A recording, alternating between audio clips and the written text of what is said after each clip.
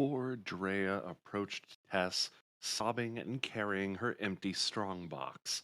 Although she struggled to form words, it was clear that she had been robbed of her jewelry.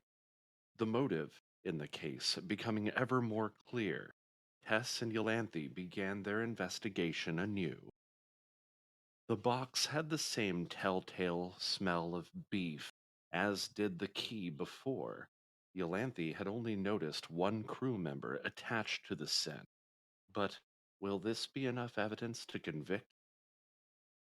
Welcome back to New Dalancia, our Dungeons and Dragons 5th edition campaign, and episode 60, I might add.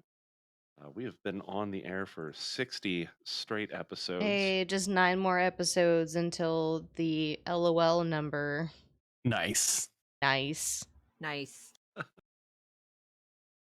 All right. So with that, let me get some appropriate background sounds going on. We have the open. Well, you know, it has been dark for me.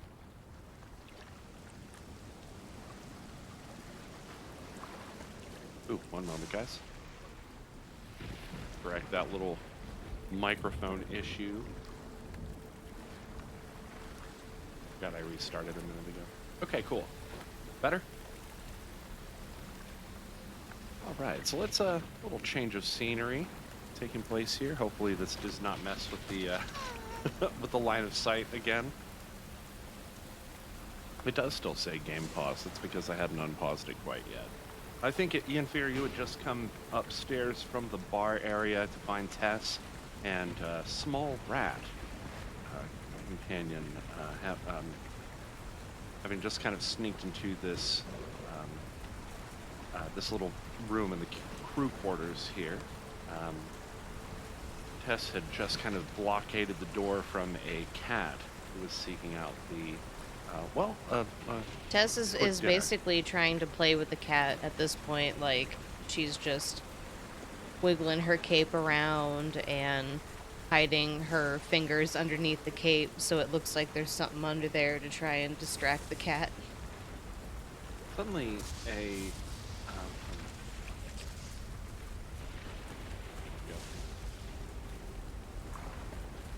Suddenly, a small, or a kind of a large rat scurries on by, and the cat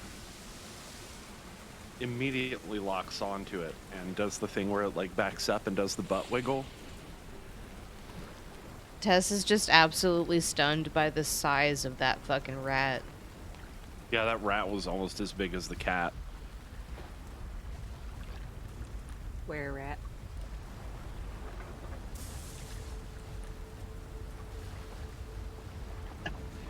Where rat? Oh, you don't know. You can't see it. No, yeah, Ianfyr points to it and says, there, Yep, yep. Womp womp. Tess, are you taking any kind of reaction to this? Oh my gosh, excuse me. Bless you. No, since the cat is, assuming the cat's about to chase after the rat, Tess is going to continue on down the hallway and hope that Iolanthe can maybe sniff around and find something else. That cat just kind of starts slinking off and moves up around a corner. Tess is she's just walking slowly and she has her right hand out and she's just kind of like tracing lines on the walls as she's walking down the hallway, kind of like how one would like drag their fingertips on a wall.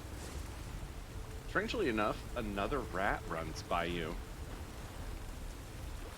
7-foot rats all on this deck.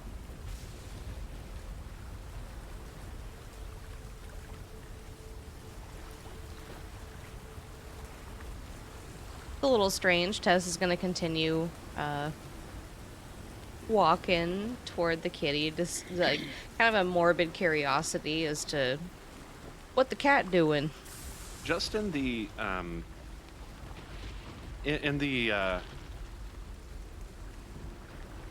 archway that leads to the map room, a figure appears, a very, very tall figure, and all these rats seem to be kind of surrounding them.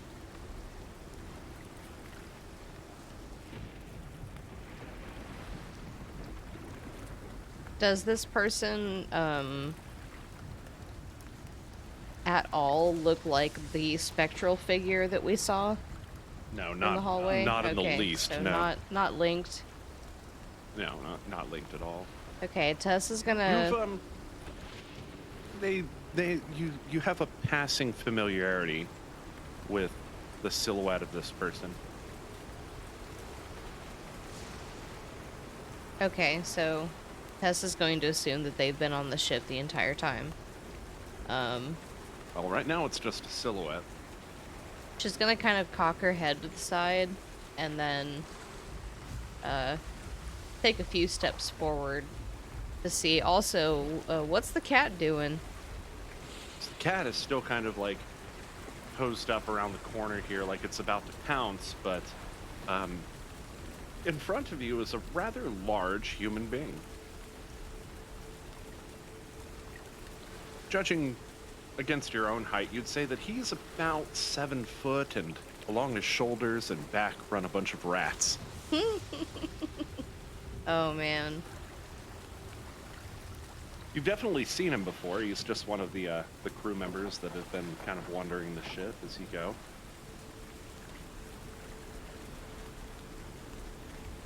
But the cat still looks like it's about to pounce, right? Yeah, it looks like it's trying to, pick off one of those rats that's kind of scurrying around this guy.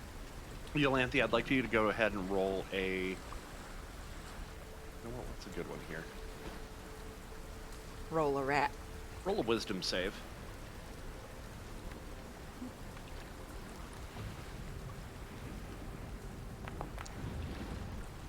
You are inherently drawn I am to... not a wise rat. You are inherently drawn right now to exit this room and make your way north. Well, make your way toward the front of the ship. I don't think I can. The door appears to be locked. You can get underneath it. You're small enough. I mean, the game's not actually letting me get out. Oh. Yes, it is. I have no doubt about my rat's abilities to get through a door, but boundaries. All right, so I hear some music or smell a smell. What's going on? Well, you, for some reason, are just drawn toward the front of the ship right now. Can't really explain it. Just sort of like a natural, like instinctive. Like you feel like you're going to be safest right now at the front of the ship. Okay. Well, which way is towards the front? Towards where Tess is? Yeah, toward where Tess is. Okay, so Iolanthe starts to skitter down the hallway.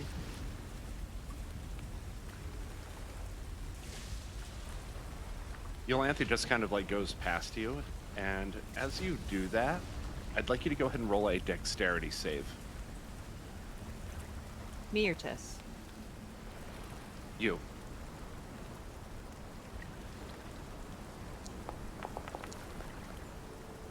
Safe. Okay.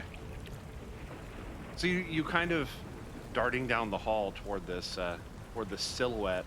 A big claw comes after you from around the corner. You easily dodge out of the way. Ah, And sweet. you continue making your way up toward the silhouette of this figure, which seems to be your goal, Ignorant. He's huge, and he's kind of got this, what looks to be a cloak that he's wearing. Can Tess take an opportunity, color is like, the I'm sorry, after the cat pounced, can Tess take an opportunity to try and scoop the cat up mid-pounce? Yes, go ahead and roll a dexterity check. Okay. Or if you'd like, you can roll a sleight of hand, or... What color is his cloak? I'm gonna go with purple.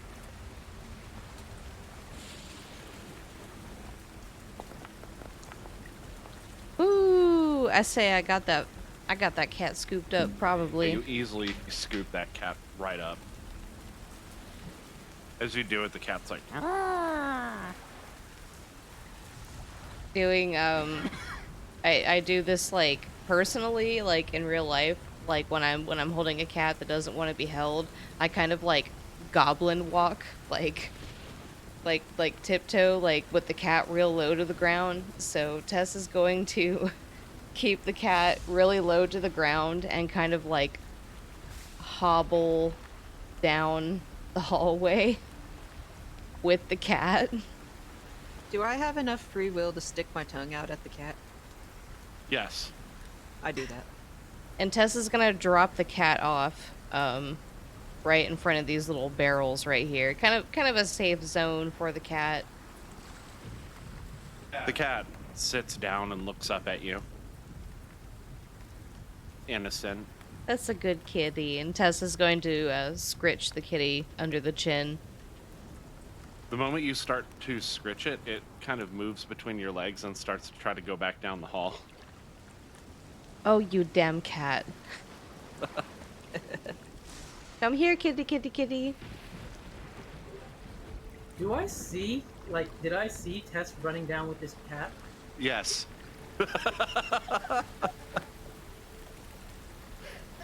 Like, almost like crab walking with this, like, forward with this cat, like, between her legs, and she's just kind of, like, trying not to catch the claw as she, like, carries this cat against its will, obviously, to the other side of the room.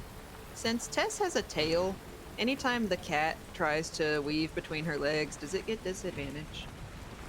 Okay, yeah. Haha. Would I Y'all, have a clear line of sight down the hallway from where I'm at? Oh yeah, you can see straight down the hallway, including a silhouette of a very tall person at the end of the hallway. So, as the cat is trying to dodge past Tess, I'm going to use my Misty Step, which is level 2, and I'm going to try to basically teleport myself 30 feet down the hallway. All right. Go ahead and link it in chat if you please.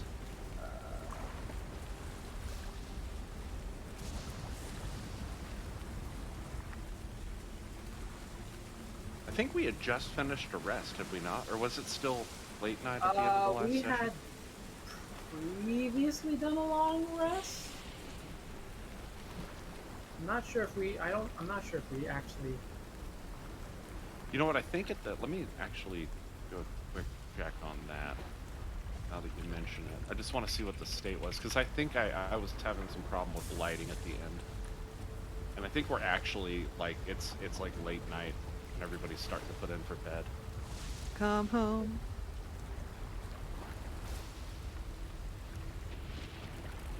Here.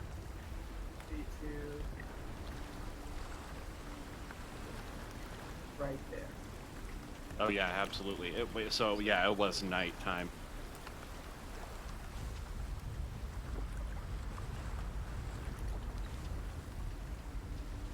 Just to be clear, we're seeing raindrops on Foundry. It's not actually raining on this part of the ship, right? Like this is all No, inside. it's probably very humid. Ew. There we go. Okay, now it's working. It's probably very humid out. So like you definitely can. I don't know if this makes sense, but you can smell the rain down here. Although it is not directly like pelting you like it is the people above deck. It is raining very hard above deck. Your clothes or your fur feel a little bit sticky with the humidity, probably. Yeah, very sticky. Yeah. So, yeah, I'm going to try to use the Misty Step to teleport down the hallway to kind of put myself between where this cat's trying to run from where Tess tried to take it away. Okay, I'd like you to go ahead and roll a wild magic surge. Now, that was something I was going to bring up because last session, I use the Tides of Chaos in order to give advantage on a roll. I'm going to link it here in the thing, but Yeah, no. I have a brand new system for how I'm going to start doing this. And but because one of the things is I would then regain the use of the Tides of Chaos after rolling on the Wild Magic Surge. oh yeah, that's fine. Actually, if I roll on the Wild Magic Surge, does that mean the table, according to this, does that mean that we just say that wild magic happened?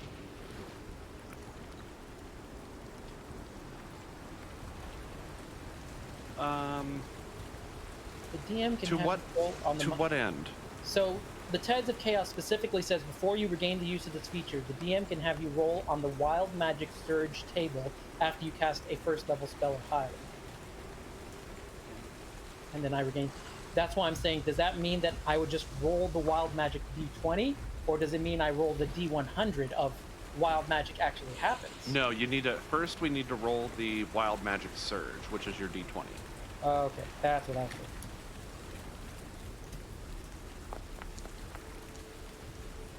Okay. So I have a new way that I'm handling this, and yeah, I think this is going to make things a lot better story-wise. So basically what you're rolling against is me rolling off screen on my physical dice, and so what I'm doing for you is I'm actually, because I don't want this to seem like you're always kind of stuck in this position where like wild magic is going to go off and you don't have any sense of like getting better. So I'm adding a modifier to your dice roll,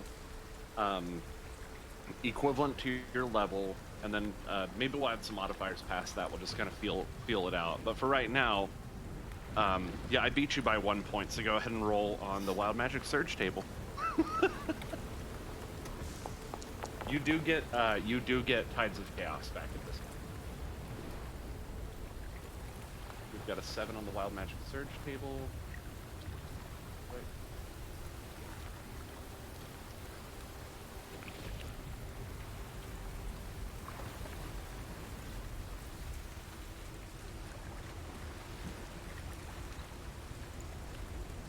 So what did we roll? That was a 7. Yeah. Oh!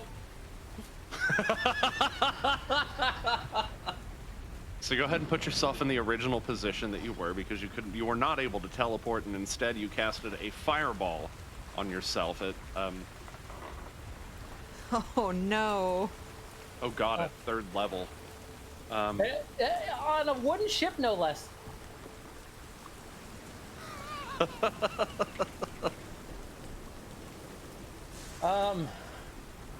It is raining though, so Not inside, it's not. not inside, no. It is humid, but okay, Okay, so wait a minute. I roll. Each creature in a 20-foot radius must make a dexterity saving throw. So let me go ahead and get a 20-foot radius going.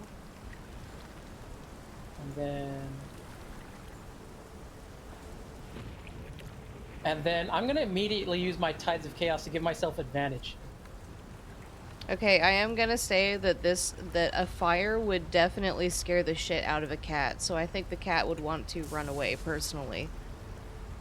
I think the cat just get incinerated. No. And so did A. Okay, everybody in this circle that I've placed down, please roll a dexterity saving throw. Oof.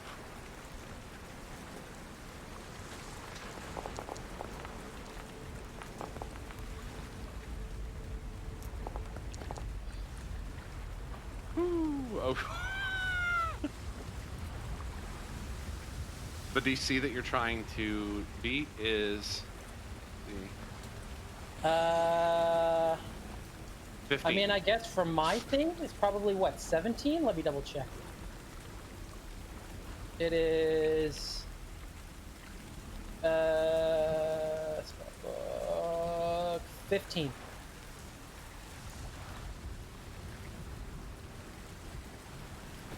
Okay, I apologize for this ahead of time.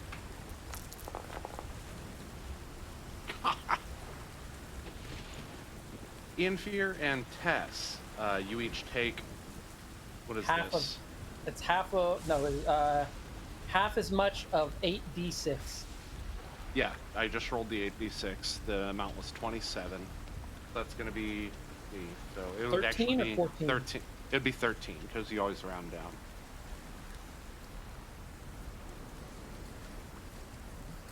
Ianfyr, Tess, you both take 13 damage. Ouch.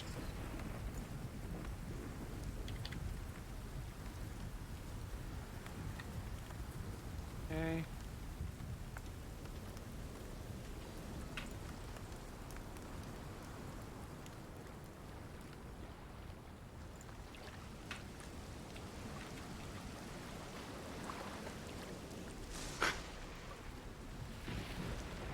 So the spell does go off, and there are a couple of others that have taken some damage from this.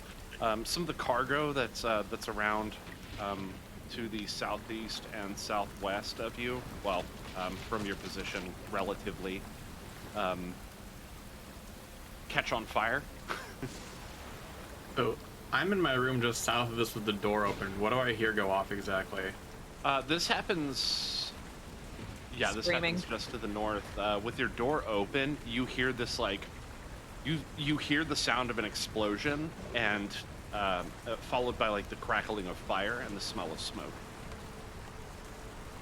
Misku's gonna hop up from doing her exercise and just peek her head out the door. Question, is there a barrel that's filled with water at all nearby as like a safety precaution for in case fires happen?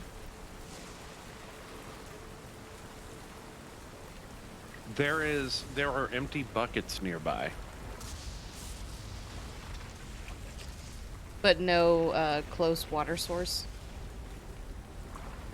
Closest water source is probably going to be going to the above deck and making your way down the ladder on the side and scooping some up and forming like essentially like a line so that you can like pass the bucket up to someone who runs it down to put the fire out. Isn't there a kitchen just south of us? There is a kitchen just south of us. There may be some drinking water in there, but do you really want to use the ship's stores of drinking water? No.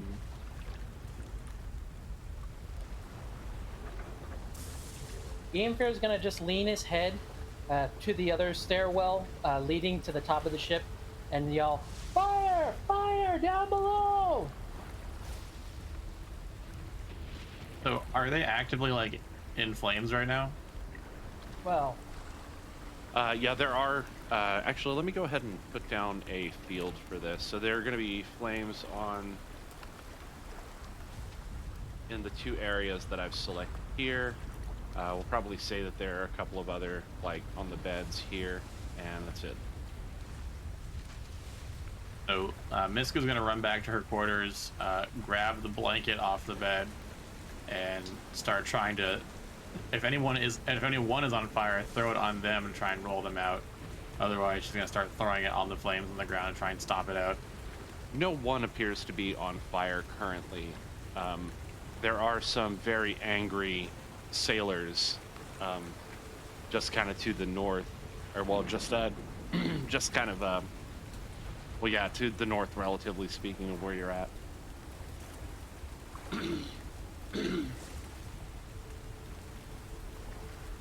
Yeah, I mean, you recognize them. Adam is one of them, and Eritrea is one of them. How many buckets are nearby?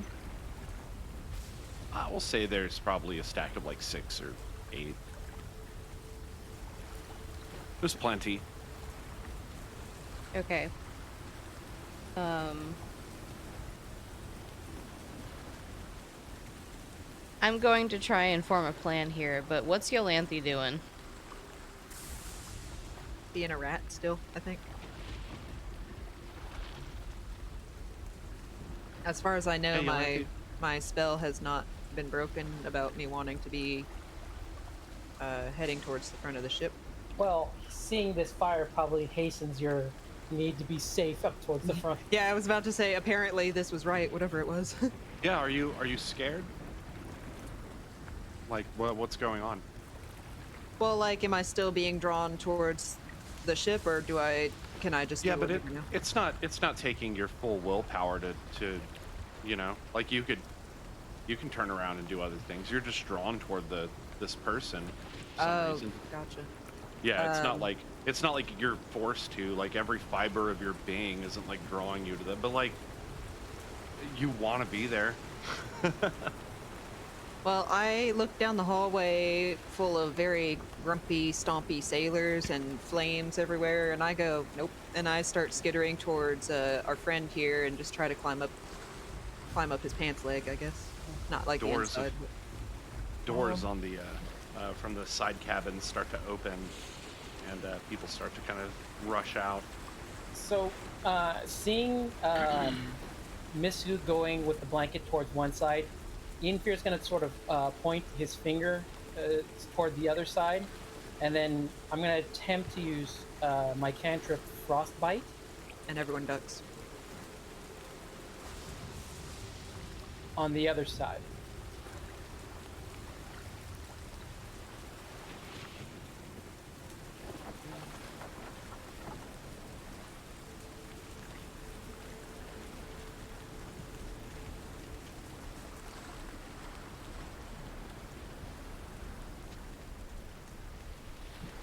Okay, what are you using that on? So towards the other side that's on fire. When you say the other side, what are you talking about? How Misku is going towards this where they're pointed towards. I'm gonna try to see if I can point towards the other side that's on fire. So, this let me see side if I right can- here? Yeah. Okay. All right, yeah, you, so you... There we go. So yeah, you cast a spell. Well, you know what, go ahead and roll your damage with it. See what happens here.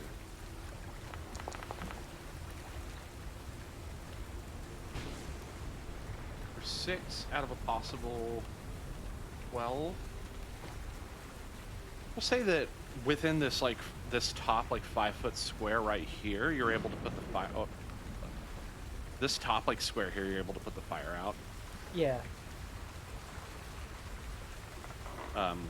But it could easily spread if something isn't done soon. Yeah, I have an idea. Is there an empty barrel or a container or just the buckets nearby? Like, I need like a big container if possible. You can probably find an empty barrel nearby. Yeah. Go ahead and roll an investigation check for me. Okay. Looks like there are a number of different barrels and various crates. Oh, no, I'm gonna use my inspiration to re-roll that, Okay. if you don't mind. It's your inspiration. That's better. That's better than 1. You're able to find an empty barrel. Okay. It is, however, currently on fire, and you'll need to put the fire out. But it still looks like it's intact. Like it could Oh hold. yeah, absolutely. It has not been burning for very long now. At worst, it'll be scorched on the outside. Okay. It'll be superficial. I want to use create food and water. I can create how much is it? I think it's 30 gallons. Yeah, 30 gallons of water that I just want to dump into the barrel. Okay. So the first thing, the barrel is up against the wall and it's laying on its side. So if your first action, either yourself or someone else will need to grab that barrel and move it to the floor so that it can retain the water that you're putting into it. I can do it myself because I have a resistance to fire damage. Okay. What do I need to roll to get the barrel up? We're going to call that a dexterity check. We're going to set it at a DC 10 because the fire has just started. It's not a very big fire as of yet. So go ahead and roll a DC 10 dexterity check. This is to maneuver What? through Where? the flames. Where do I type that in while I'm rolling? You don't have to type it in. Just roll a dexterity check, Okay. You're just trying to beat a 10. and you're trying to beat a 10. So you rolled a 4. Okay. And then So you're able to do the thing that you want to do. But you do take 1d4 damage. okay, I can live 4. with that. So go ahead and take 4 damage. You kind of rush over into the into this corner here, dodging flames, and you grab this barrel. It sort of like sears into your hands, and the flames lick up against the side of your clothing as you grab this barrel and very quickly maneuver and set it on the floor, right in front of Misku. Misku, you watch as Tess grabs this barrel and sets it down, and then immediately starts channeling a spell. And slowly that barrel starts to fill up with water, And- although the outsides of the barrel are still kind of inflamed. While she's doing this, she's going to say, Misku, grab the buckets and let's start rotating the buckets through people. Like, let's create like lines essentially to put the fires out where we need to. Where are the buckets at? Buckets are right. I'm gonna say they're about right here, stacked up. Whoop. They're about right here, stacked up the wall. Yeah, so All grab right. those. I think there's like 6 buckets. If you could grab those and then start handing them to people so that they can come fill the buckets up with water and then take the buckets to the fires.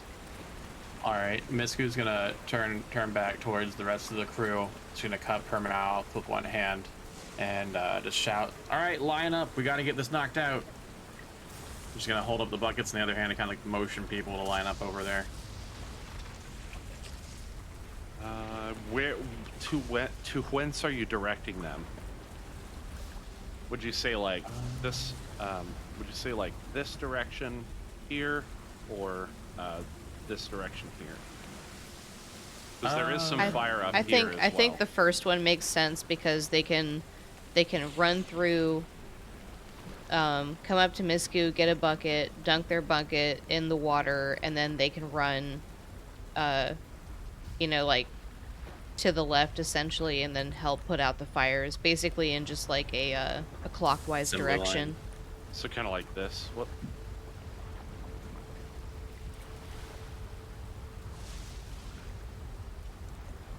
That right? No, like the other way, like they come down toward Misku, and then grab a bucket of water, and then run toward the fire in like a U shape. Okay. I think I've got you. So, kind of one by one, people start lining up. What's this? Oh, it's the cat. If we're gonna do this as a as sort of a turn-based thing, I was gonna try something else for like my next thing. Because seeing how the first spell only did so much, now Ianfyr is gonna sort of like put both hands out, and he was gonna use where is it? Ray of Frost.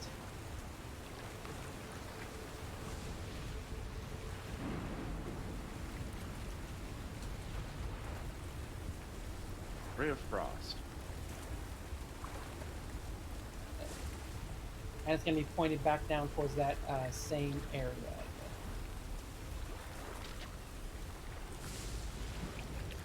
Hmm. Give me a second here. Curious about that.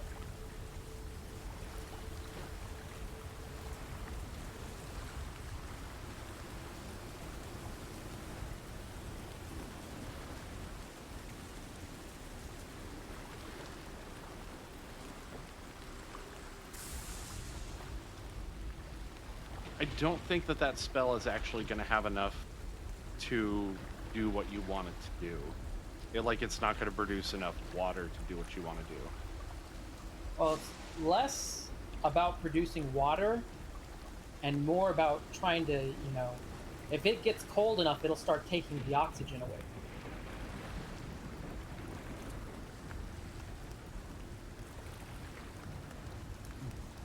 Let me see what you've got on hand here.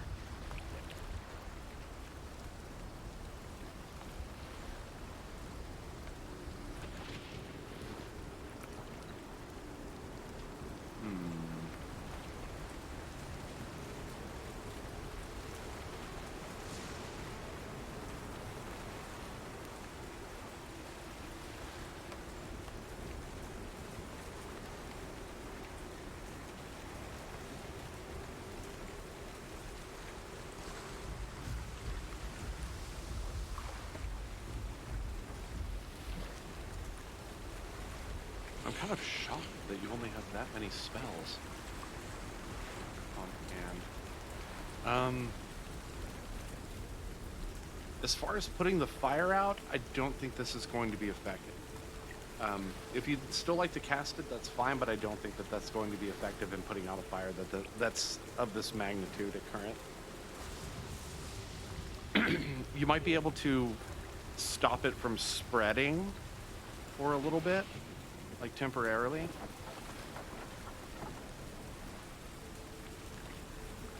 Yeah. Because as far as making it as cold as what you're saying, like, you're gonna need it to be, like, sustained for some time.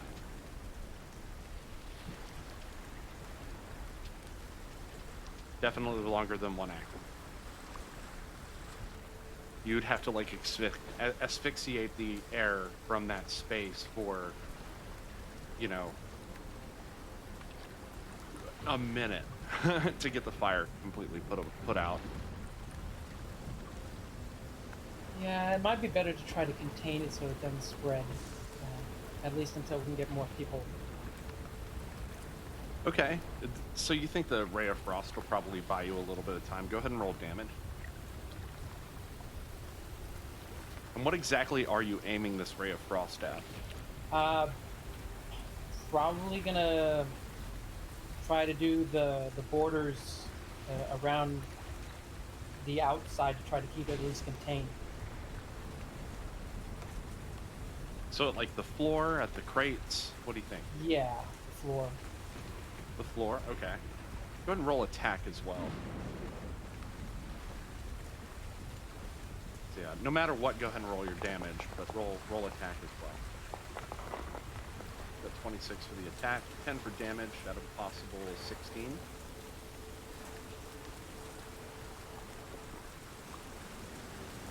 We'll say... So yeah, you kind of channel this Ray of Frost around the sort of making an area around this sort of around the crates that are on fire and the barrel there, and you're able to kind of line the floor with a layer of frost that might help at least stop the flames from spreading to other parts of the ship for a minute maybe.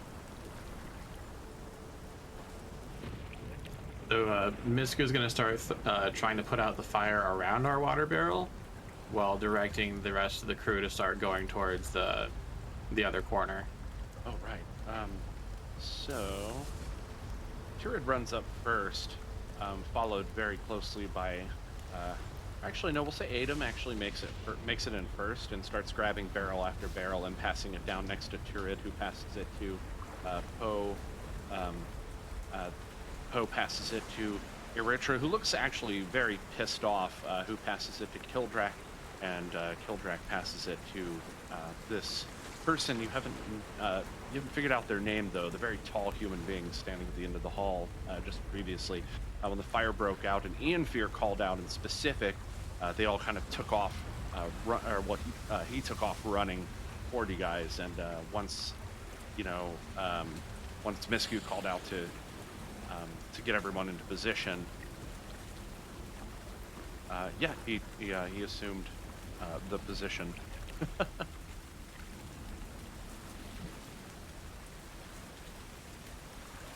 All right, so far you have a link to this top area that's on fire.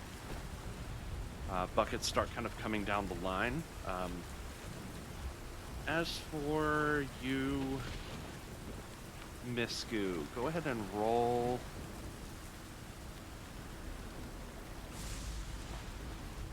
Let's do a constitution check on this one. This is going to be for your endurance to continuously, like, scoop up water, you know, kind of hoist it over this flame. It's not really like a strength kind of thing. It's more of like an endurance kind of Gotcha. thing. So we're going to roll a constitution check. We're going to call this... Actually, no, we're not going to call this. We're going to say the higher your constitution, the more efficiently you're able to quench the flames. So I was working out just before this. Am I rolling at disadvantage for this, or? No. Okay. And is the check or a saving throw? It is a check. Okay.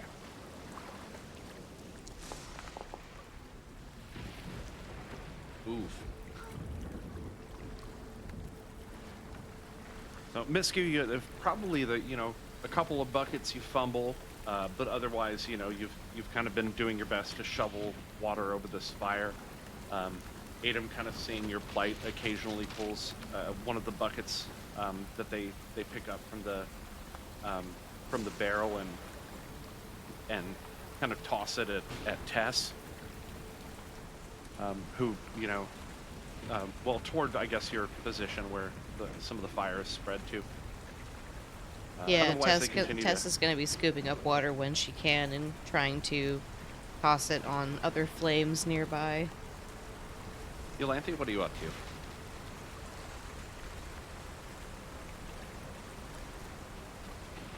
I think I'm still clinging to Bruno here, or whatever the hell. He actually took off toward the south. Okay, yeah, you could be on his shoulder for sure. Not even on his shoulder, just like kind of clinging to, I guess, the edge of his sleeve or something, and trying to find a place to stay where I don't get squished. Okay. He's moving quite a lot. Go ahead and roll a dexterity save for me.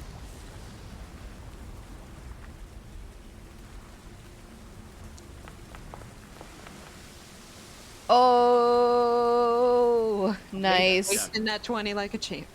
Not even a problem. Not even a problem. Like Healthiest appears from the upstairs. Let's see.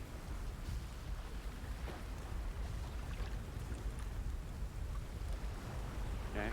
And so, Serene, what are you up to? So you probably heard this explosion down below. Okay, yeah, just got that.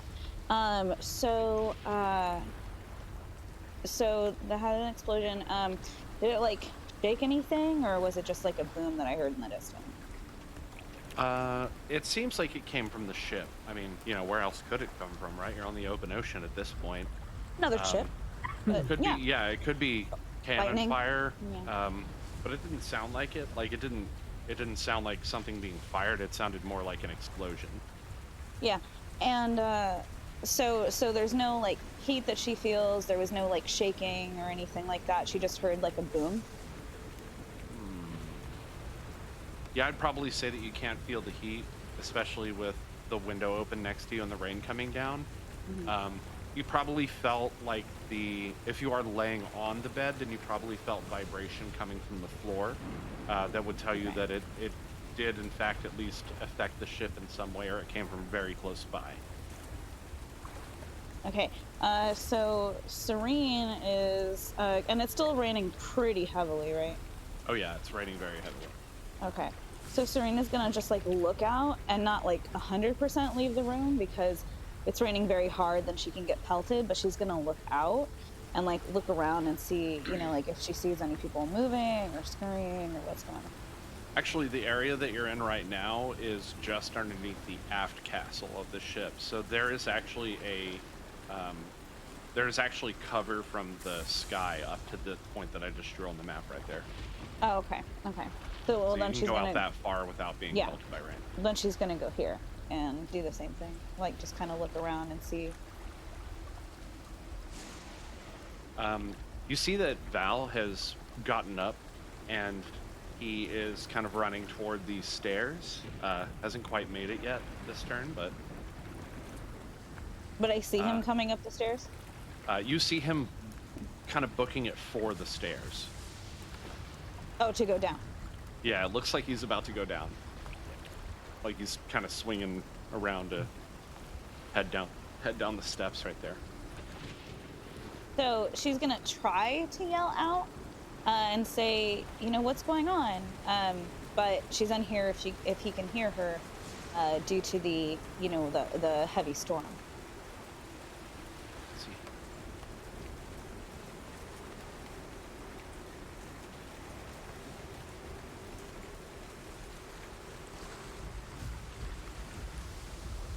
There.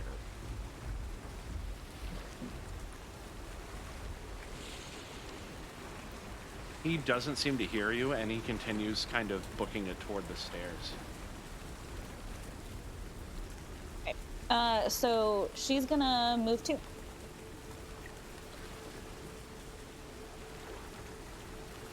Okay. So in the rain as it is, you can actually make it to the end of the stairs there, but I'd like you to go ahead and roll a dexterity save to see if you get hit by rain. We'll call it a DC. Oh, I'm sorry. Was I not supposed to? No, you're fine. Okay. Roll one myself.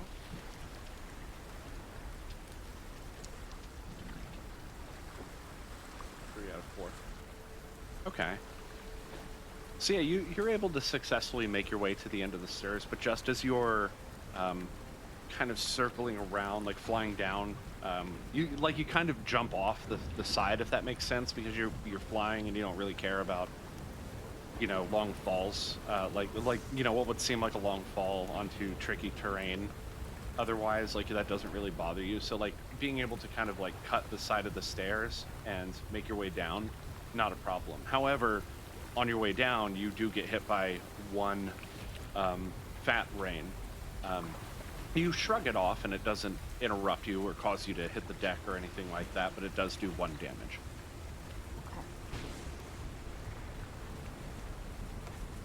Fucks up your flight path a little bit.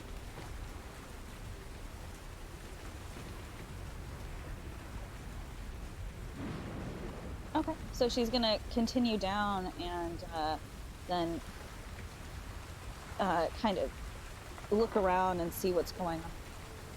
Try to sense, what everyone, because I see a lot of people. So yeah, as soon as you come down the stairs, you can clearly see that there's a fire aboard. Okay, so I was on a different level for all of this. So which side or where is the fire exactly?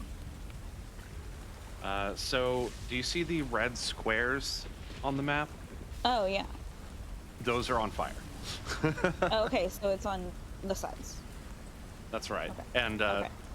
the line is formed toward the front of the ship, or toward the fore of the ship, and it looks like they are trying to quench a fire that is kind of taking hold on these hammocks. Okay.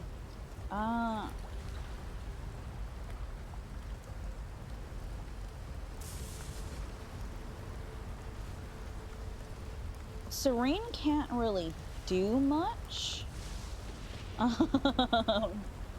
it comes to this, so she's going to. I think I see Misku right next to me, so she's gonna say, "What happened?"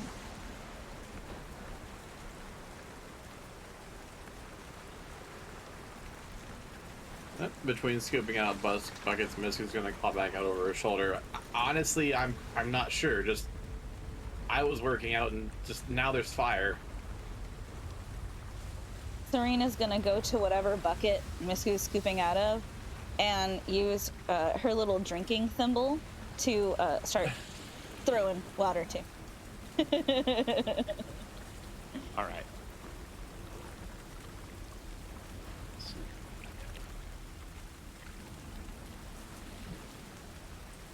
One moment.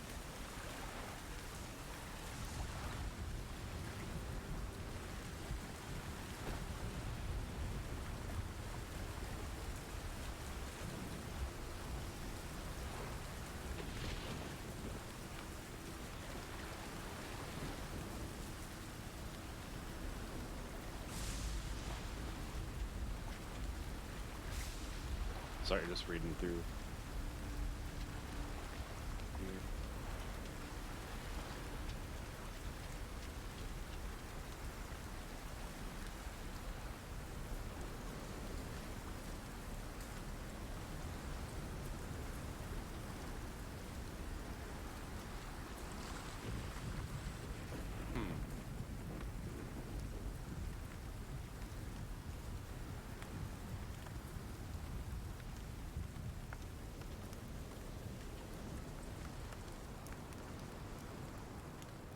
Just trying to kind of close out the round on this one. Keep it with me here.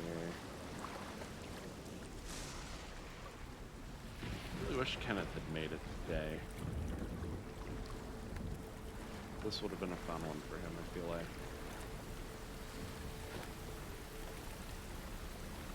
Oh boy.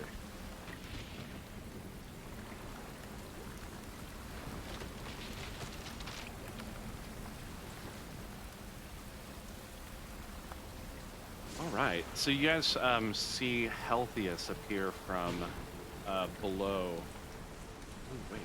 No.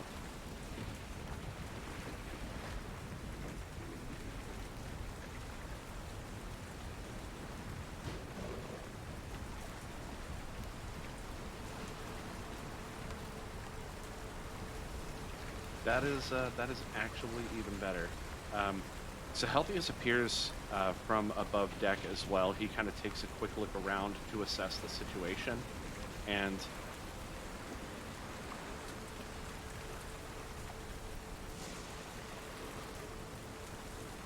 okay, he is going to cast a spell. Oh, wow. Centered on this position here. So this is Sleet Storm. Let's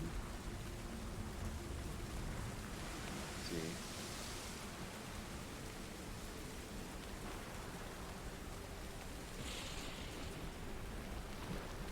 You see him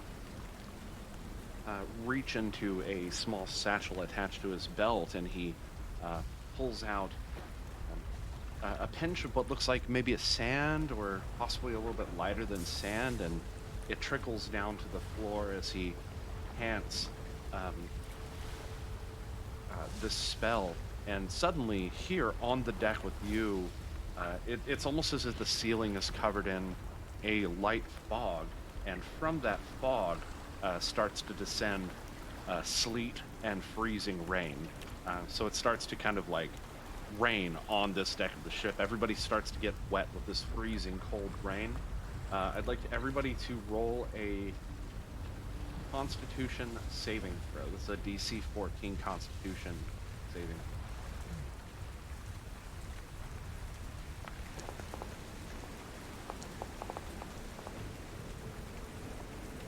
This is from the spell that Healthiest is casting. Yes.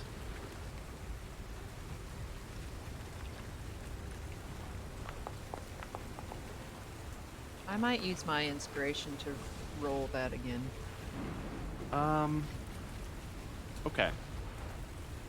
I'll be using Danger Sense to roll on advantage with this. Okay.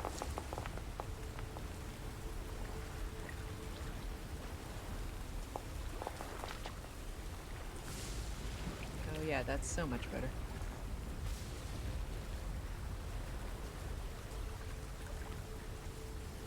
Oh wait, was this Dex or is this Constitution? This was Constitution. Oh, my bad. Scratch that. You did roll Constitution. Oh, I did? Yeah, you did. Oh.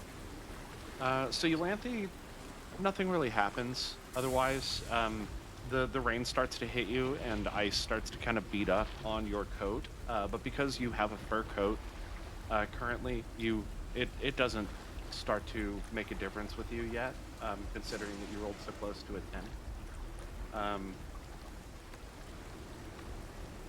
I do have an unrelated question. Go ahead. With me being on the shoulder or whatever of this guy, am I still being drawn towards the front of the ship, or or is that more centered towards him? Nope, seems to be centered on him. Gotcha. Okay. Everybody else, actually, Tess, you currently in the midst of trying to keep this barrel of water full that everybody is drawing from to put out the flame. For at least part of that duration, you are, you kind of start to get pelted by this freezing cold rain, and for just an instant, you let your concentration on that task slip, and the barrel starts to empty out. So what I'd like you to do is go ahead and roll a wisdom saving throw. And in this case, this will be to see if you can continue, or if the barrel runs out before you're able to recover. You're fine. So you're easily able to recover from it. The barrel gets really low for a second. People around you start to look a little bit worried. But Turin steps in, starts to help get, the line flowing and everything, and keep everybody calm. Tess sighs and kind of says to herself, Tess really needs to talk to somebody about the fire hazards that we have on this ship. We've got to have a better plan for these things. Altheus, concentrating, steps down the stairs and circles around next to you, serene, his hands up as he's continuing to kind of focus on keeping this rain falling.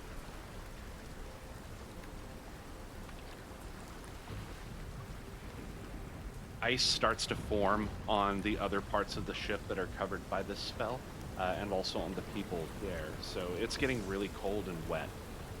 But the fire is starting to subside. Let me go ahead and make some changes to the fire real quick.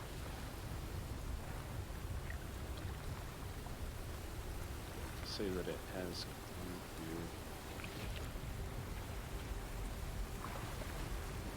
to here. They're able to put out that fire, but this will burn it. All right. So we've got about a 5 foot by 5 foot square each that's left. Tess, you're no longer on fire. Misku, the flames are no longer licking at your heels.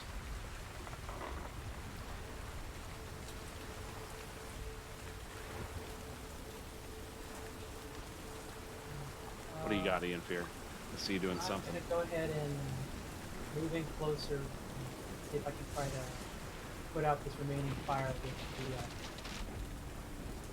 the, or at least, try to add to this more of this cold area.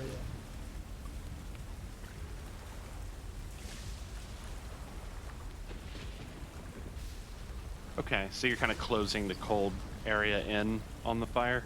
Yeah. Okay. You know what? Yeah, you know what? You think you can actually manipulate the way this rain is falling to kind of focus it on an area, possibly using prestidigitation? Maybe minor illusion? Actually, how large is this fire? How large is this fire? It's now it's contained to a 5 foot area, so it's not large, and it's starting to really die out with the. Would you say it was the size of a small campfire? Yes. Then yes. I Now can totally it is. use prestidigitation in order to just snuff it out. Boom. You use prestidigitation. Let's see. This has a verbal and a somatic component, so you probably just snap your fingers and it just poof, goes out.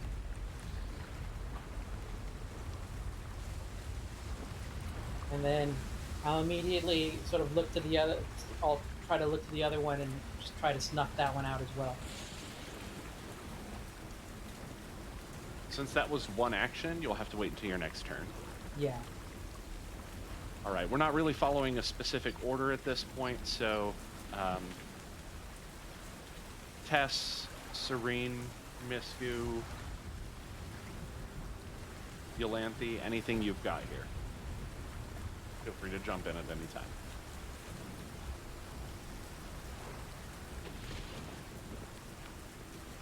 Wait, the fires aren't completely out yet, right?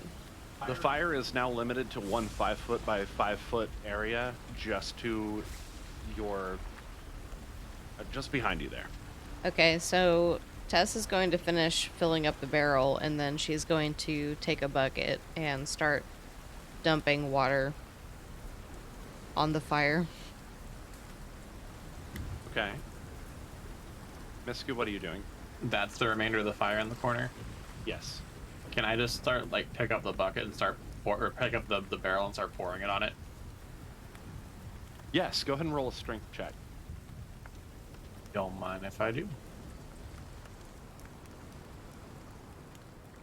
Can Serene help Misku?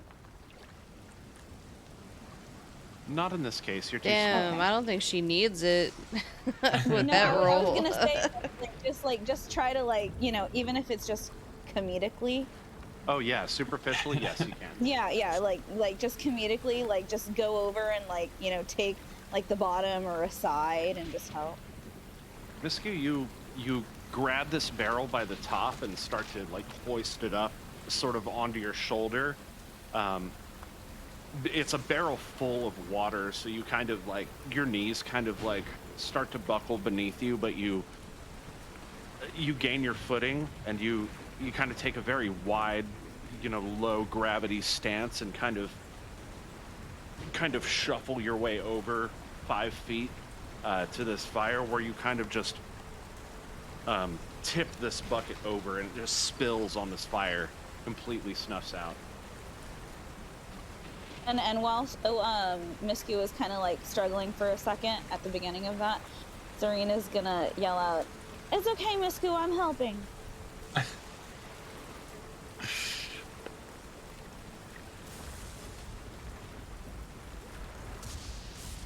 All right, anybody else doing anything here?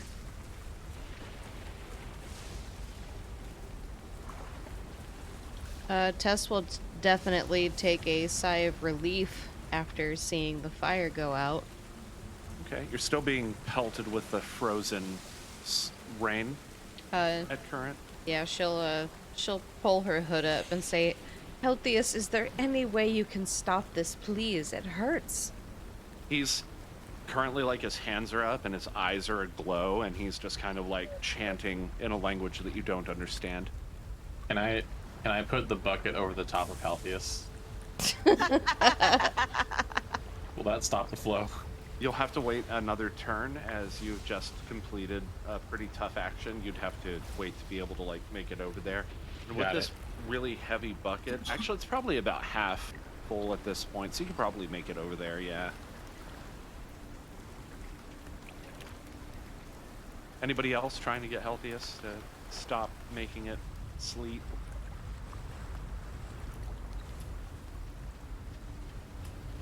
I mean, I just completed my action, so That's true. oh, that would be. Oh, actually, okay, fine. I can do something as a react. No, actually, I don't know if I could do this as a reaction. I'll let you do it. Yeah, as a reaction, I'll let you do it.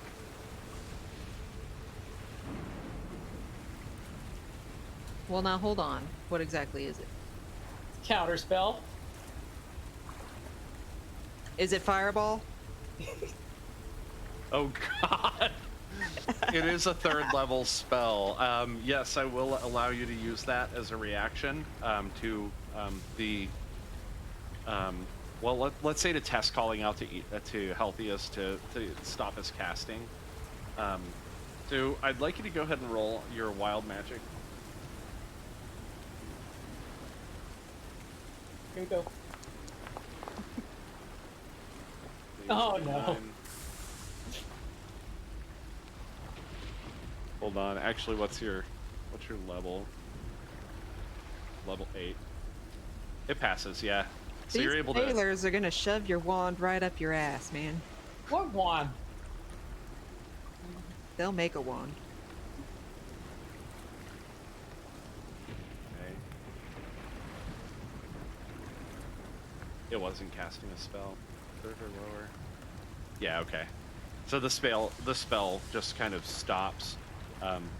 Healthiest kind of like starts to kind of topple toward the ground, but then catches his footing and stops and kind of shakes his head.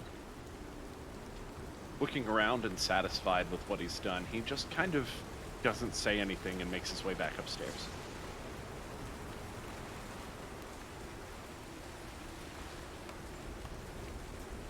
Thanks for chilling out. One moment here. What the heck? Oh, there it is.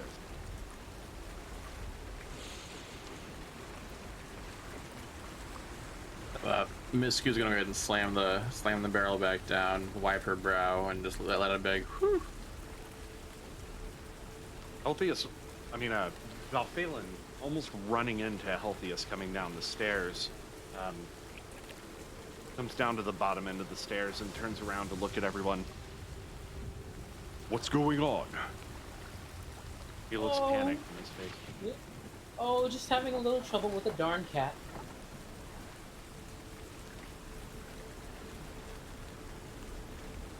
Crowd starts to disperse.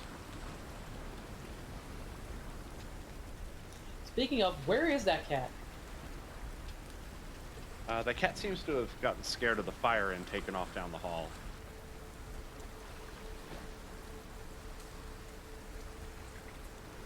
Well, at least the cat's not going to bother anyone while they sleep. Thanks for your help, everyone.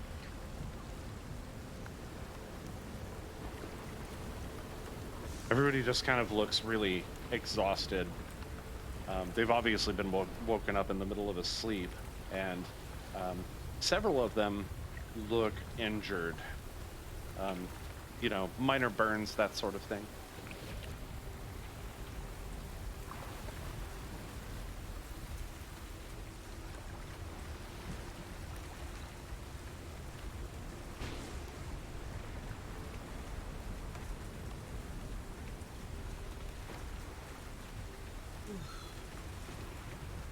What's going on? Just a little bout of magic, that's all. So Tess, you probably saw Ianfyr explode himself.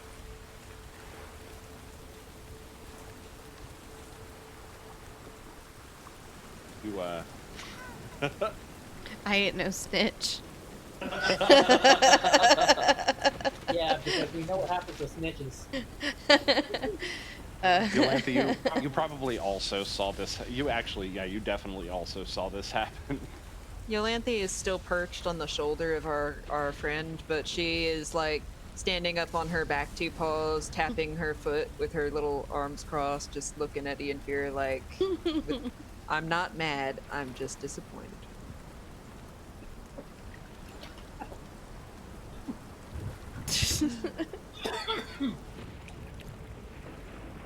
So Santigus and Ollie rush out into the crowd. Santigus kind of steps forward toward Erytra. That was quite a commotion. Is everybody okay then? Seems like it.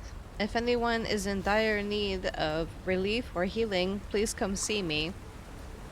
Adam, who is standing right next to you, overhearing you, looks up at you, and he's kind of, or they're kind of like rubbing this, like, burn on their arm.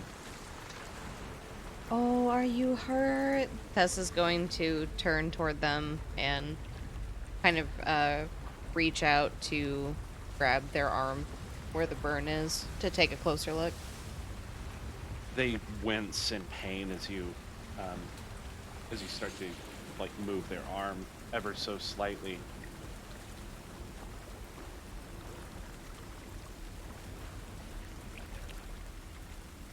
But yeah, it looks like a burn. Misku's just You in the corner. Oh, sorry, go ahead. Oh no, go ahead. Go on. Misku's in the corner where the barrel used to be, looking at her now, simultaneously burnt, wet, and frozen blanket on the ground, just looking very disappointed. Yeah, soaking wet. My blankie. Yeah, now you're not going to be able to really sleep. It's going to be so cold. I'll use or Tess will use Cure Wounds on Adam to see if that helps relieve them. I thought you were about to say you used it on the blanket. Actually, Well, I was gonna say, it's gonna be hard for Misku to sleep because it's cold. I can't have a way to heat things up. Yeah, I was No, gonna, please. No more. I guess you might I wanna guess cast that on. I guess it Ianfyr's depends on pride. the I guess it depends on how badly the blanket is, but I do have mending. Yeah, if there are places that it has been burned, you can fix it with mending. Okay, But so go ahead and roll your healing. yeah, though, real first quick. things first. I did Cure Wounds. It's wait 1d8. Click on the little healing button.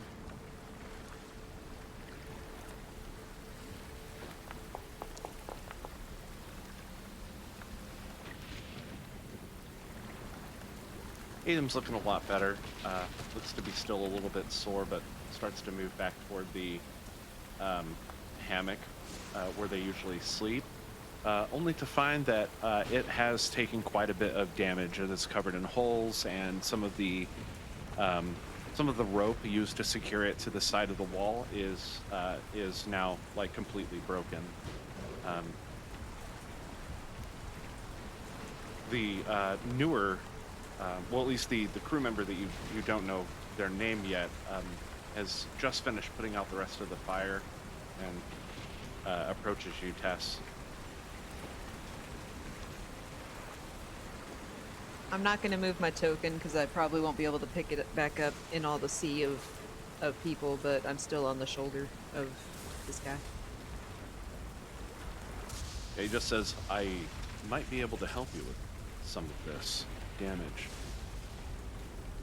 Oh yes, any help would be appreciated. Thank you,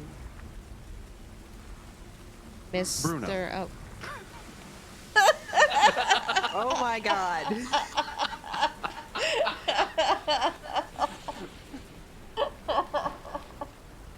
Bruno Gulfscream.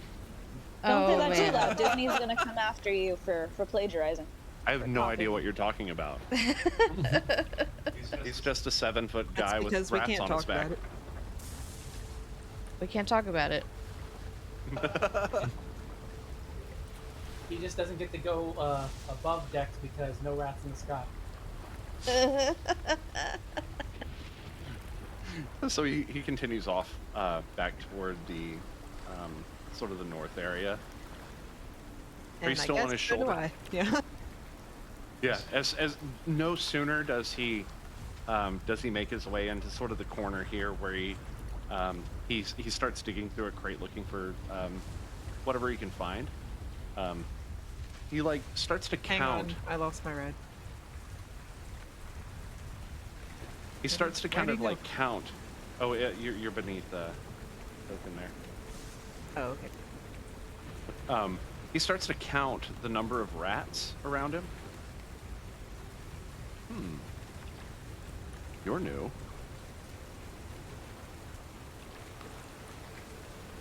He cocks an eyebrow Talking at to you. me. Iolanthe looks very nervous and just kind of squeaks. So he starts to like squeak back at you. Like apparently he can talk to you. My ears in perk like up. in Ratlish. Is that a real? Is that an option?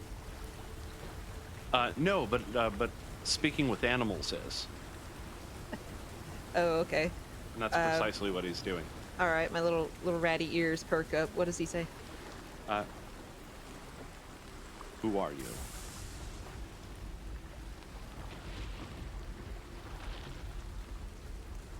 Iolanthe's pretty taken aback, and she kind of backs up a little bit freaked out, because she didn't know it was so easy for is he human? He is human, yes. She didn't know it was so easy for humans to be able to speak with animals, and she kind of like nervously stammers like, no, buddy, I'm just a rat. Whoop.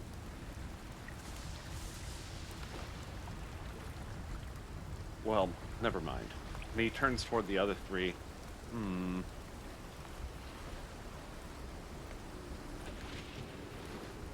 Interesting. One of you is missing.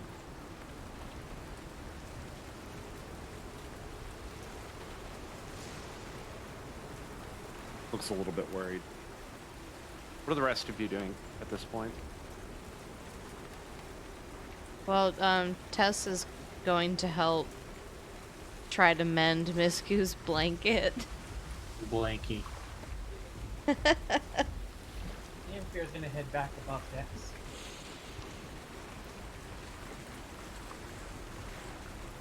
Yeah, Serena's probably going to head up as well. Ianfyr, as you, sorry. Ianfyr and Serene, as you come upstairs, you see Healthius kind of making his way up the stairs to the aft castle, where he approaches Antarius at the helm. Antarius, among all the rain and the creaking of the ship outside and the wind, report! He yells. And Healthius kind of moves in really close to him, and you see him kind of clasp his hand over his mouth and say something to Antarius.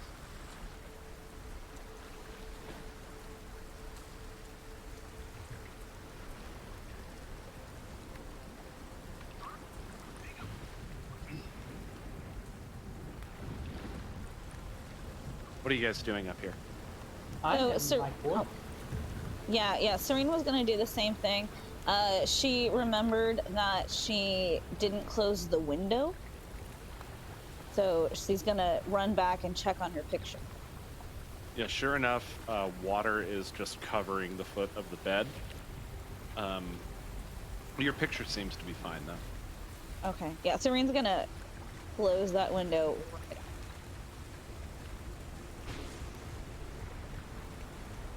Okay. So yeah, you get up and close the window. The rain seems to be calming now. It's starting to kind of slow.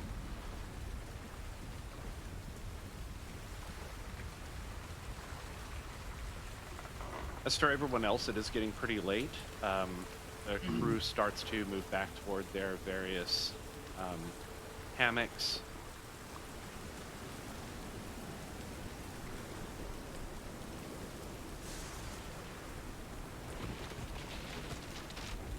Was I able to repair Misku's blanket?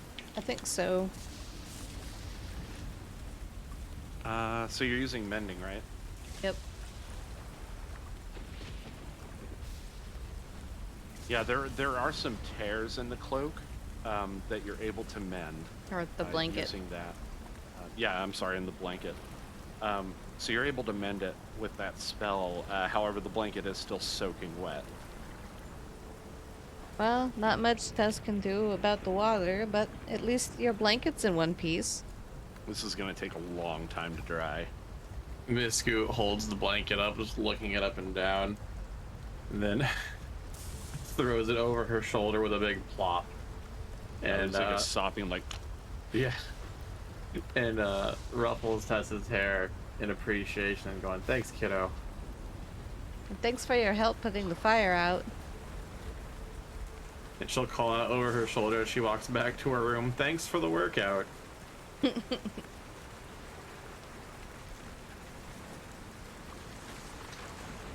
Let's see. Any other damages to report? Oh yes, Adam's bed. Val, do we have any extra hammocks on board? I, hmm. I'll see what I can do. He swings around, makes his way downstairs.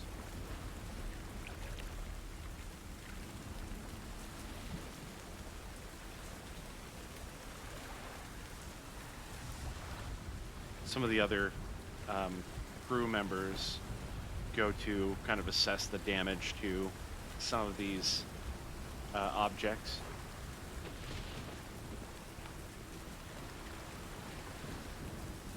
Oh, I believe that's it.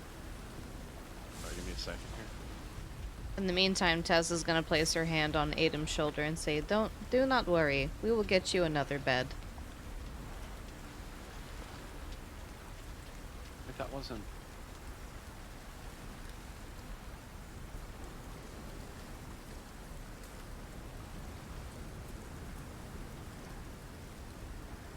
Some of the sailors start to lay down.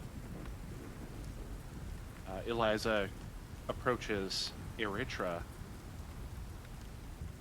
and also casts a healing spell on her.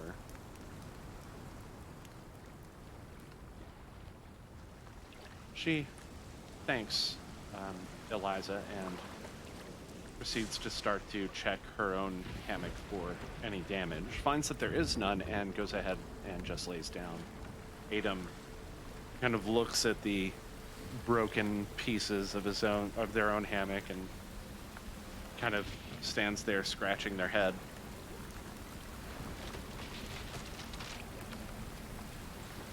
Santigas, turning to Holly, standing next to him, says, "Doesn't look too bad over here. Might have lost some of this cargo, though. That's a shame."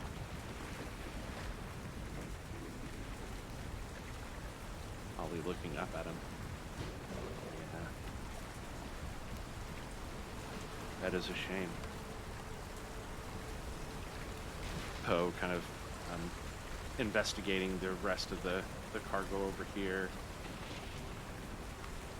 It's not bad over here. I don't think we lost anything. Well, that is a relief. VGpunx comes back up the stairs and approaches Tess. "I'm afraid I didn't find a hammock, but I did find some rope and cloth."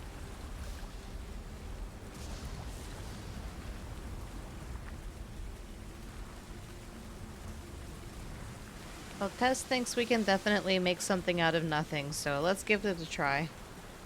Bruno, having found a few scraps of cloth, and he sits down and produces a needle and thread from his somewhere in his robes, and he starts to go to work sewing these pieces of cloth together. He's plopped down on the floor and sitting in this corner. Iolanthe looks kind of down the hallway and sees that it's clear, and remembers she was supposed to be on an infiltration mission, so she starts to make her way a little bit down the hall. And then she kind of stops and kind of looks over her shoulder. She's still feeling drawn towards Bruno. And then she kind of stands there for a moment, and then she kind of slowly comes back, and to Bruno she's like, "What do you mean someone's missing?"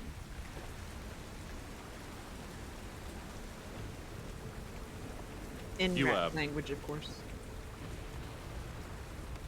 He looks up at you momentarily, once again raises an eyebrow. "One of my friends is missing. I'm sure they'll be along." Iolanthe looks over at the other rats. They're bigger than her rat form, right?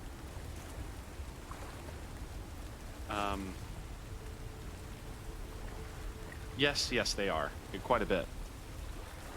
Oh, dang. She looks at the rats, and then she looks back at him and she's like, "Is it a rat like these guys?" Yes. I see. Are you Well, new? You could say that. She kind of scratches a little bit at her paw, like she kind of rubs her paws together a bit nervously. No matter. I have work to do at the moment. He continues sewing.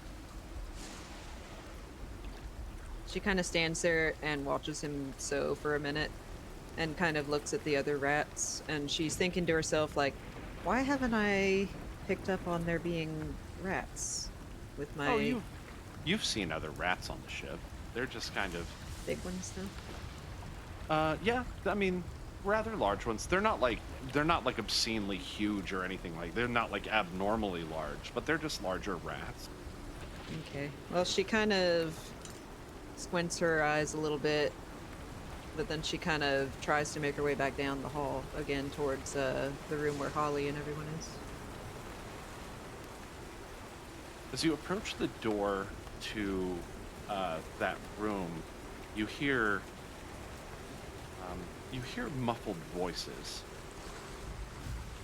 I pause outside the door and try to listen. There's a sort of sound of like sniffling and crying, and you hear a sort of familiar and hoarse, brittle voice saying, "And if you ever steal from me again, I'll end your existence." Oof.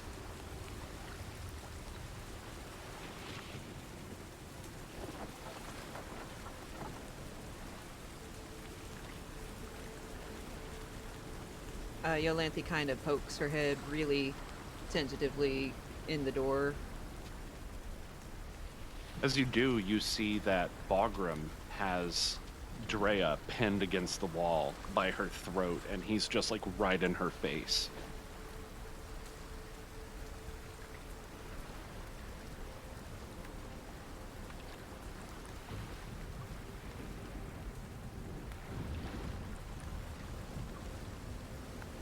Iolanthe kind of squeaks.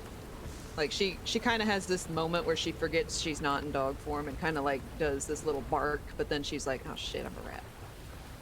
And Bagram looks around, and he kind of eyes you for a moment, and he looks back at Drea, releases his grip, and he turns around and goes, "Got my eye on you, Lee."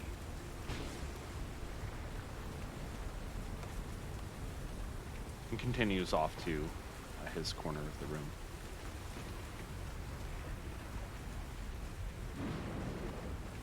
Drea just kind of sinks down into her bed and just kind of sits with her back up against the wall for a while. Occasionally you hear like a muffled sniffle.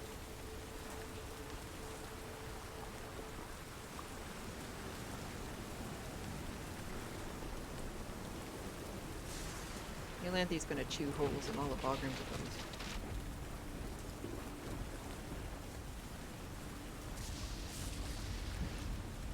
Bagram, the clothes he's wearing? No, I mean not actually. Oh. She just thinks it.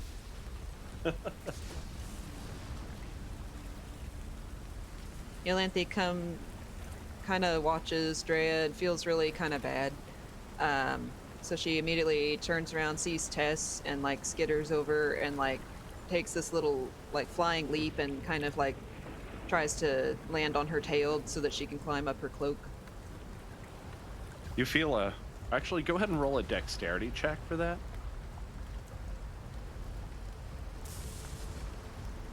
We'll say with advantage. Who, me?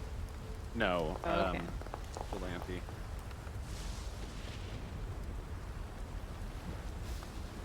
So you're trying to be really slick about this and catch onto the tail, but instead you just kind of like slap against it and then land on the floor. So Tess, I mean, Tess little is rat runs up. Tess is pretty much like always wiggling her tail for like swishing her tail, so it might be a little bit of an obstacle course. A little rat runs up and just kind of like body slams into your tail and then lands like flat on the floor.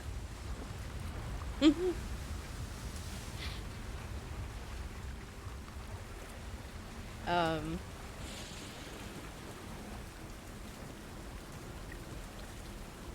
are we working on repairing Adam's hammock over here?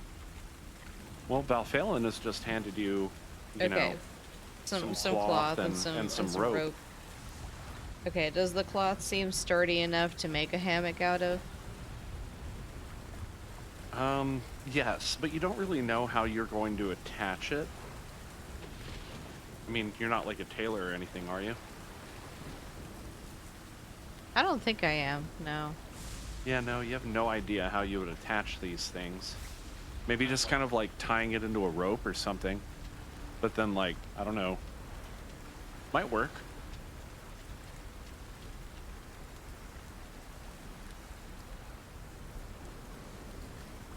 Hang on.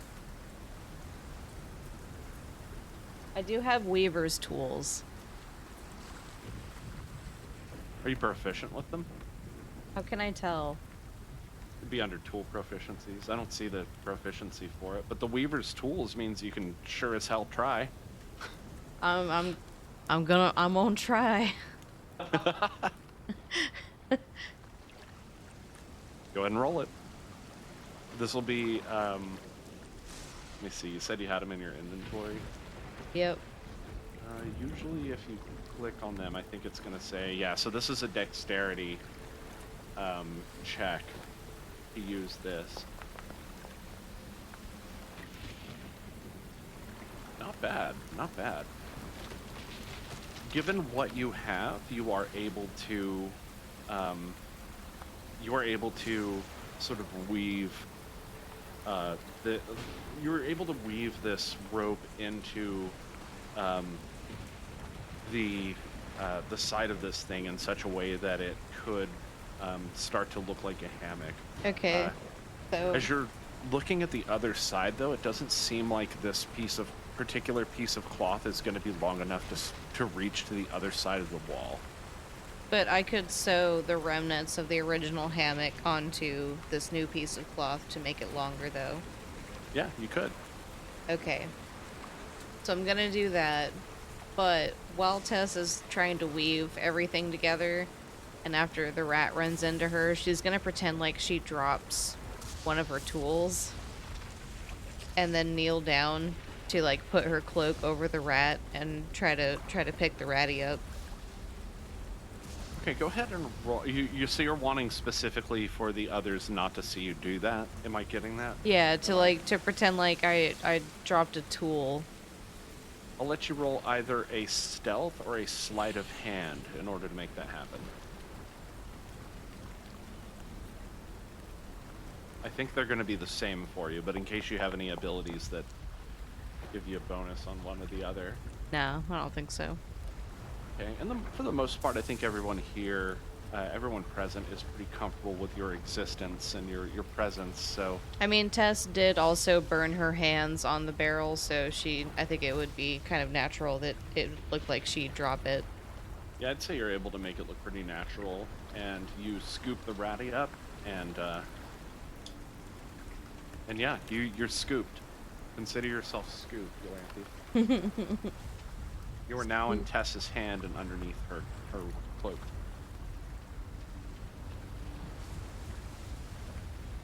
Scoop the soup. I will pocket the ratty. Tess puts you in her pocket. It is dark, But warm. but warm. And I guess Tess is going to try to concentrate on finishing up this hammock so that Adam can get some sleep. As you set about sewing these two pieces of cloth together, this is going to take you some time, and as you wait, Adam kind of slides himself up against the wall and sits down over there. After a while, the others make their way into the room.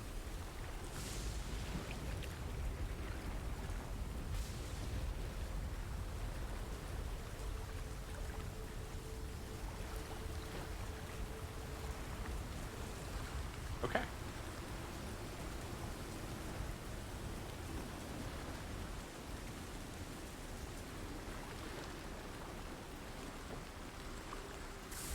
Is there anything else you need, Tess?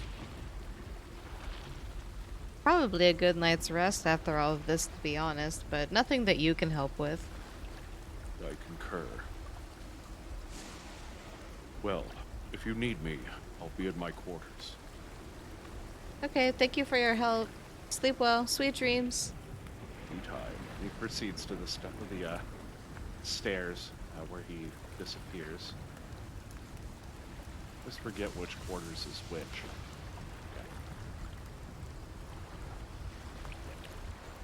Okay. Tess, you continue to work on this project. And as you do that, Bruno pops around from the other side of the wall. And behind him, strangely, is this just parade of rats.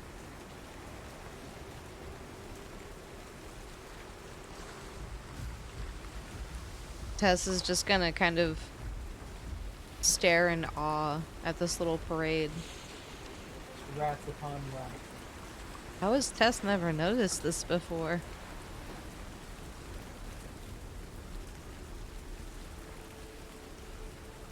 Well, I wasn't able to make much, but I was able to make this. And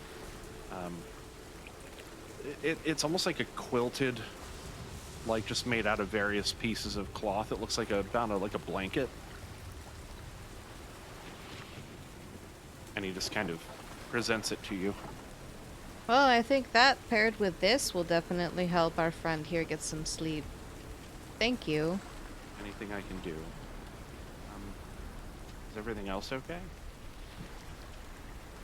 Seems to be. Iolanthe kind of pokes her face out of Tess's pocket and squeaks a little bit.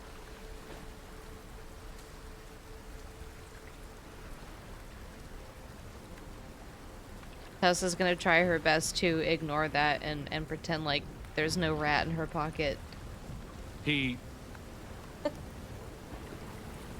Bruno kind of looks around, confused for just a minute, looks back, and you see him kind of counting over the three rats that are following behind him.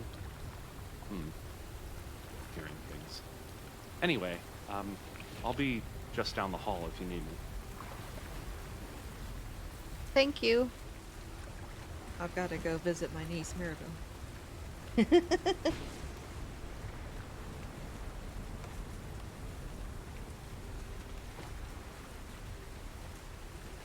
Rats kind of scurry off in different directions.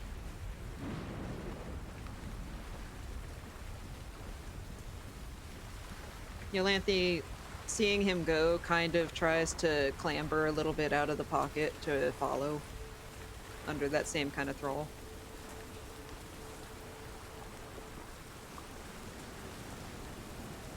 All right. Yeah, you could probably get free. Tess's pockets aren't very tight or anything. Yeah, you're not like trapped in there or anything. So you pretty easily set yourself free of the pocket and climb down her robe onto the floor. Well, she kind of catches herself because she was like, wait a sec, I came to Tess for a reason. Then she kind of starts like circling around Tess in a like frantic circle.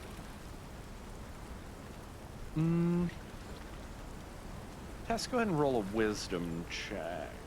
Or actually, no, instead of that, let me have Iolanthe, you go ahead and roll a performance check.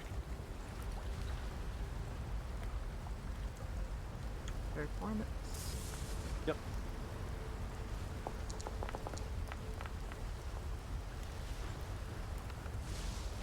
Okay. This rat's like running around in front of you, and you don't really know why, but it sure is acting weird.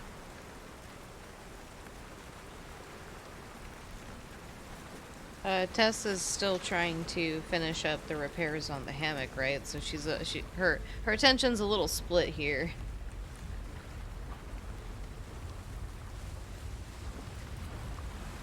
Yeah, Tess kind of looks up at you for a moment, kind of cocks her eyebrow, and then continues working on sewing up this hammock. You're almost done. 5-10 minutes left. At some points, Tess kind of stretches out, yawning, tired.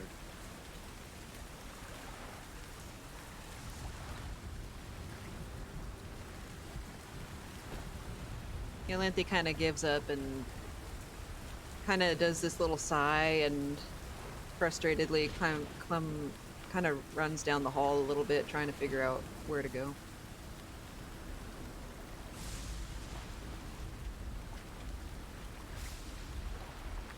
As you move down the hall back toward the galley area, it's actually pretty well lit in there. There's the smell of the various foods emanating from the place.